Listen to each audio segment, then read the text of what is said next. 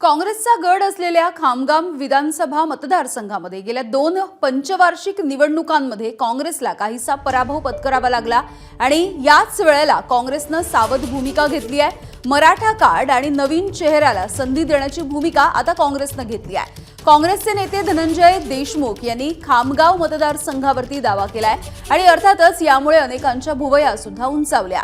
आगामी विधानसभा निवडणुकांच्या पार्श्वभूमीवर काँग्रेसचे नेते धनंजय देशमुख यांनी कालच मराठा आंदोलक जरांगेंची भेट घेतली आहे।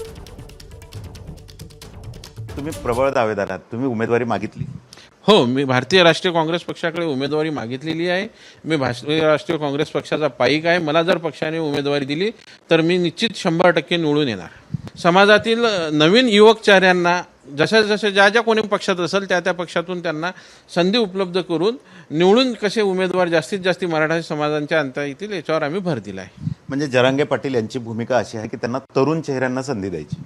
हो, मराठा समाजातील तरुण चेहऱ्यांना जे आरक्षणाच्या सोबत आहेत त्यांनी आपापल्या पक्षात राहून मराठा आरक्षणाला सहकार्य करायला तयार आहेत। एबीपी माझा, उघडा डोळे बघा नीट।